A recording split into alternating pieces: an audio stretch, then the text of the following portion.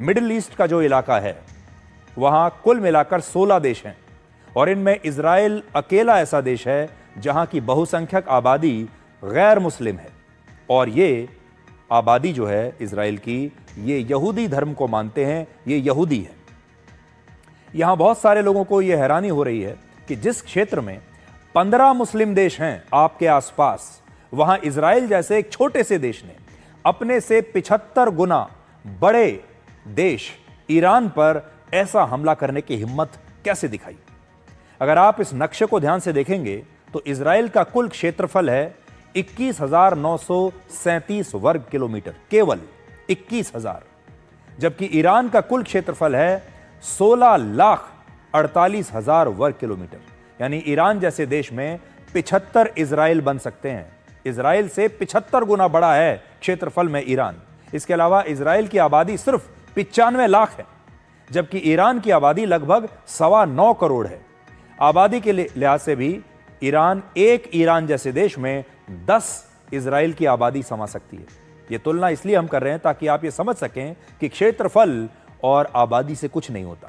क्षेत्रफल और आबादी के मामले में इजराइल का ईरान से कोई मुकाबला ही नहीं, लेकिन इसके बावजूद इतने छोटे से देश ने ईरान को हिलाकर रख दिया। इससे भी बड़ी बात यह है कि ईरान इजराइल को इस्लाम धर्म के लिए सबसे बड़ा खतरा बताता है, लेकिन इसके बावजूद मिडिल ईस्ट का एक भी इस्लामिक देश आज ईरान के साथ खड़ा नहीं है। इन इस्लामिक देशों ने ईरान पर हुए हमले की निंदा तो की है, पाकिस्तान ने भी बड़ी निंदा की है, लेकिन ईरान को कोई सैन्य मदद किसी ने नहीं भेजी, निंदा करके पीछे हट गए। इजराइल की वायुसेना इराक, जॉर्डन, सीरिया और सऊदी अरब जैसे देशों को लांघ कर ईरान की सीमा तक पहुंच गई और सीमा के अंदर दाखिल हो गई, लेकिन ईरान को इन देशों से कोई सहयोग नहीं मिला। और इसलिए आज बड़ा सवाल यह भी है कि जब ईरान इस्लाम धर्म के नाम पर इजराइल से यह लड़ाई लड़ रहा है, धर्म के नाम पर, तो फिर भी उसे इस्लामिक देशों का साथ क्यों नहीं मिला।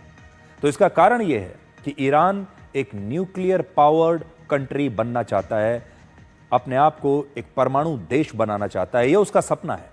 दुनिया में इस वक्त सिर्फ 9 देश ऐसे हैं जिनके पास परमाणु हथियार हैं, और इनमें भी मिडिल ईस्ट में इजराइल को छोड़कर बाकी किसी मुस्लिम देश के पास अपने परमाणु हथियार नहीं है। और इन देशों को भी डर है कि अगर ईरान ने अपने परमाणु हथियार विकसित कर लिए तो वो भविष्य में उन्हें भी ब्लैकमेल करेगा और उन्हें डरा कर रखेगा, जिसके कारण आज ईरान की न्यूक्लियर साइट्स पर हमला होने से ये सारे देश अंदर ही अंदर शायद खुश होंगे। और कोई भी देश ये नहीं चाहता कि उसका पड़ोसी देश परमाणु हथियार विकसित कर ले, इसलिए इजराइल भी कभी इस मामले में खुलकर बात नहीं करता। पूरी दुनिया में कुल 57 मुस्लिम देश हैं, जिनमें से सिर्फ एक देश पाकिस्तान के पास अपने परमाणु हथियार हैं, बाकी किसी के पास नहीं, और बाकी किसी मुस्लिम देश के पास एक भी परमाणु हथियार नहीं है। हालांकि इस बार भारत ने भी पाकिस्तान के इस न्यूक्लियर ब्लफ को एक्सपोज कर दिया था कि अब हम उसकी इस परमाणु हथियार वाली धमकी से डरने वाले नहीं हैं। इसलिए इन परमाणु हथियारों को रखने का भी इस बार पाकिस्तान को कोई फायदा नहीं हुआ। बहुत सारे लोग ऐसे होते हैं जो अपनी कमजोरियों को अपनी कामयाबी में रुकावट बना लेते हैं, लेकिन यहाँ इजराइल के केस स्टडी जो है वो बड़ी शानदार केस स्टडी है। इससे पूरी दुनिया और आप भी बहुत कुछ सीख सकते हैं। वर्ष 1948 में जब इजराइल अस्तित्व में आया, तब उसे ये बात अच्छी तरह से पता थी कि वो एक बहुत ही छोटा सा देश है, और अगर मिडिल ईस्ट के बड़े बड़े देशों से उसका युद्ध हुआ तो शायद उसका ये छोटा सा देश भी समाप्त हो जाएगा। और यही सोचकर इजराइल ने अपनी सेना, अपनी खुफिया एजेंसी मोसाद और अपने हथियारों के लिए नई नई टेक्नोलॉजी को विकसित किया। आज इजराइल के पास ऐसी टेक्नोलॉजी है कि उससे बड़े बड़े देश भी मुकाबला नहीं कर सकते। टेक्नोलॉजी के आधार पर इजराइल की जो सेना है वो तो बड़ी छोटी है, लेकिन वो छोटी सी सेना भी टेक्नोलॉजी के वजह से, लेटेस्ट हथियारों की वजह से किसी भी बड़े देश पर हमला कर सकती है।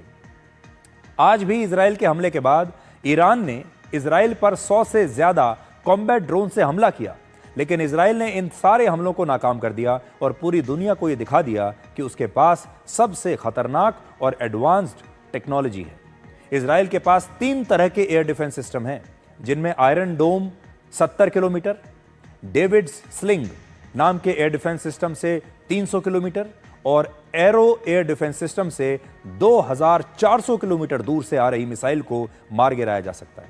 और ये अंतरिक्ष से आने वाली मिसाइल को भी इंटरसेप्ट कर सकता है। तो आप देखिए इजराइल ने कैसे अपने आप को अपने एयर डिफेंस सिस्टम्स की वजह से बिल्कुल सुरक्षित करके रखा हुआ है। वो एक बहुत मजबूत छाते की तरह इजराइल के ऊपर रहते हैं।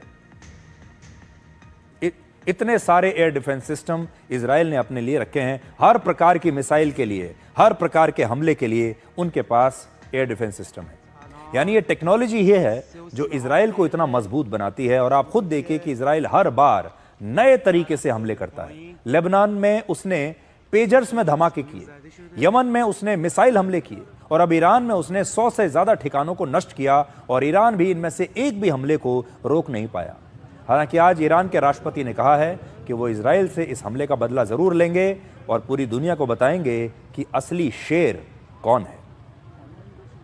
گر خواهد داد رژیمی که امروز منفورترین موجودیت نزد افکار عمومی جهانیان مردم منطقه و ملت ایران است و با هدایت و رهبری فرمانده معظم کل قوا از این میدان سخت نیز با سربلندی و عزت به در خواهد آمد.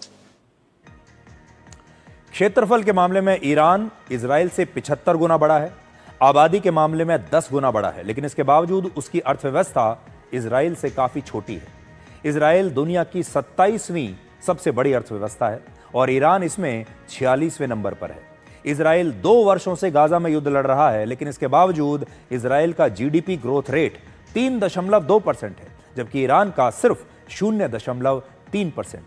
इजराइल के पास दुनिया की 15वीं सबसे शक्तिशाली सेना है और ईरान के पास दुनिया की 16वीं सबसे शक्तिशाली सेना है। यानी इन दोनों को अगर आप देखेंगे, दोनों आसपास हैं। एक 15वें नंबर पर है, दूसरा 16वें नंबर पर है। इजराइल के पास 1,70,000 जवानों की सेना है। देखिए कितनी छोटी है, 1,70,000 जवान है केवल, और ईरान के पास 6,10,000 जवानों की सेना है। इजराइल का एक साल का रक्षा बजट 2,60,000 करोड़ रुपए का है और ईरान के 2 साल के रक्षा बजट के ये बराबर है। इजराइल के पास 240 लड़ाकू विमान हैं और ईरान के पास 188 लड़ाकू विमान हैं। हालांकि मिसाइल और ड्रोन्स के मामले में दोनों देश ही काफी शक्तिशाली हैं। ईरान के पास फतह नाम की एक हाइपरसोनिक मिसाइल है जिसकी जो स्पीड है वो आवाज की गति से 15 गुना ज्यादा बताई जाती है। ये ऐसी मिसाइल है जिसे रोकने के लिए दुनिया में आज तक कोई एयर डिफेंस सिस्टम नहीं बना, और इसलिए अगर ईरान इस मिसाइल को इजराइल पर दाग देता है तो इससे इजराइल बैकफुट पर आ सकता है। लेकिन बहुत सारे एक्सपर्ट्स ये भी दावा करते हैं कि ईरान के पास ऐसी कोई मिसाइल है ही नहीं, और वो सिर्फ दुनिया को डराने के लिए ये बात बताता है कि उसके पास ये सारी मिसाइल्स हैं। वो चाहता है कि वो दुनिया को गुमराह करे और दुनिया इस मिसाइल के नाम से उससे डरती रहे। टेक्नोलॉजी के मामले में इजराइल की सेना कितनी आगे निकल चुकी है वो आप आज इन तस्वीरों से समझिए। आज इजराइल की वायुसेना ने ईरान में जिन 100 ठिकानों को निशाना बनाया, वो सारे हमले प्रिसीजन अटैक माने जाते हैं। इसका मतलब होता है एक ऐसा हमला जिसमें एक निर्धारित टारगेट को ही नुकसान पहुंचाया जाता है। जैसे अगर किसी बिल्डिंग में 7वें फ्लोर पर किसी फ्लैट को निशाना बनाना है, किसी अपार्टमेंट को निशाना बनाना है, तो इजराइल सिर्फ उसी अपार्टमेंट पर ड्रोन से हमला करके अपने दुश्मन को खत्म कर देगा और बाकी के किसी बिल्डिंग के हिस्से को कोई नुकसान नहीं पहुंचेगा। इतनी ज्यादा सटीक जो है ये उनकी मिसाइल होती है। इतने सटीक हमले होते हैं कि जिस अपार्टमेंट में, जिस कमरे में हमला करना है वो हमला वहीं होगा। उसने लेबनान में हिजबुल्लाह के चीफ हसन नसरल्लाह को भी ऐसे ही मारा था, और अब ईरान के सेना प्रमुख और न्यूक्लियर साइंटिस्ट को भी ऐसे ही उनके दफ्तर और घर में प्रिसीजन अटैक्स के जरिए मारा है। इससे पहले काबुल में आपको याद होगा अल-कायदा के चीफ अल जवाहिरी को भी अमेरिका की सेना ने बिल्कुल इसी तरह एक प्रिसीजन अटैक में ड्रोन हमला करके मारा था।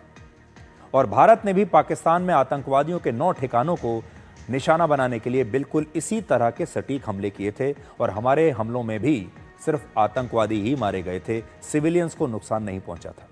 तो ये अब एक नई टेक्नोलॉजी आ गई है दुनिया में जिसे आप इस्तेमाल कर सकते हैं, और बिल्कुल अगर आप एक फ्लैट नंबर उसमें फिक्स कर देंगे कि इसी फ्लैट में, इसी इमारत के इस कमरे में अटैक करना है, तो वहीं अटैक होगा। इजराइल और ईरान में एक और बड़ा अंतर यह है कि जहां एक तरफ ईरान में बहुत सारे लोग इजराइल के लिए जासूसी करते हुए पकड़े गए हैं, उन पर गद्दारी करने के आरोप हैं, वहीं इजराइल के लोग इस मामले में कहीं ज्यादा ईमानदार और देशभक्त हैं। आप इजराइल के जितने भी हमलों को देखेंगे, आपको पता चलेगा कि इजराइल जब भी हमले की योजना बनाता है उसमें कहीं भी कोई लीकेज नहीं होती। इजराइल इन ऑपरेशंस को बिल्कुल गोपनीय बनाए रखने में हर बार सफल रहता है। दूसरा, इजराइल हमले से पहले ऐसा कुछ जरूर करता है जिसके बारे में कोई सोच भी नहीं सकता। जैसे इजराइल में जब ईरान पर हमला करने के लिए बैठकें चल रही थी, अब आप इसको सोचकर देखिए, इजराइल में बैठकें चल रही हैं एक के बाद एक, उन बैठकों में तैयारी हो रही है कि ईरान पर हमला कैसे करना है, लेकिन वहां के मीडिया ने पूरी दुनिया को यह बताया कि ये सारी बैठकें असल में गाजा में बंधक बनाए गए इजरायलियों को छुड़ाने के लिए हो रही है। जब अमेरिका के राष्ट्रपति डोनाल्ड ट्रंप ने यह कहा कि उन्होंने इजराइल को ईरान पर हमला करने से मना किया है, तब इजराइल ने इन खबरों का कहीं भी खंडन नहीं किया और इससे ईरान को यह लगने लगा कि अगर अमेरिका ने इजराइल को उसको रोक दिया है, इजराइल को मना कर दिया है, तो अब इजराइल इसके बाद कोई हमला नहीं करेगा। और इस हमले से पहले प्रधानमंत्री बेंजामिन नेतन्याहू के दफ्तर ने मीडिया को एक बयान जारी किया। वो बयान ये था कि इस महीने की 17 तारीख को बेंजामिन नेतन्याहू अपने बेटे की शादी के लिए छुट्टियों पर जा रहे हैं, जिससे ईरान को यह लगने लगा कि अगर प्रधानमंत्री नेतन्याहू खुद ही छुट्टी पर जा रहे हैं, उनके घर में उनके बेटे की शादी है, तो इजराइल उनकी गैर मौजूदगी में ईरान पर कभी कोई हमला कर ही नहीं सकता। और ईरान बड़े आराम से चुपचाप बैठ गया ये सोचकर कि नेतन्याहू तो अपने बेटे की शादी में व्यस्त है। लेकिन यह भी इजराइल की एक रणनीति थी। मीडिया में दिखाया जा रहा था कि नेतन्याहू अपने बेटे की शादी की तैयारियां कर रहे हैं, जबकि हकीकत में वो हमले की तैयारी कर रहे थे। यहां आपको यह भी देखना होगा कि इजराइल के मीडिया ने इजराइल की सरकार का कितना साथ दिया और दुश्मन देश को गुमराह किया। लेकिन हमारे देश में ऐसे न जाने कितने तथाकथित पत्रकार हैं, यूट्यूबर्स हैं और भी लोग हैं जो पाकिस्तान की मदद करते हैं और अपनी सेना पर सवाल उठाते हैं।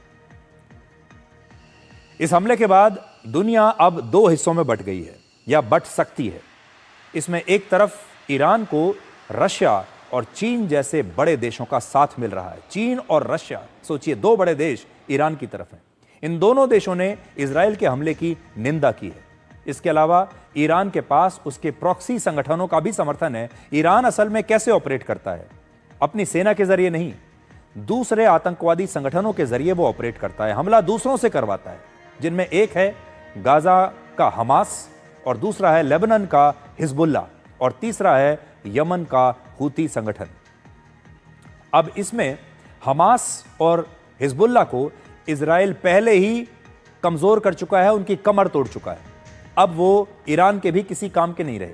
हालांकि यमन में हूती के लड़ाके जो हैं वो अभी ईरान का साथ देने के लिए रेड सी में अस्थिरता पैदा कर सकते हैं, जिससे इस रूट से होने वाला दुनिया का 15% व्यापार और 12% कच्चे तेल का व्यापार आगे चलकर प्रभावित हो सकता है। और आज भी इस हमले के बाद कच्चे तेल की कीमतों में एक ही दिन में 13% की वृद्धि हो गई है।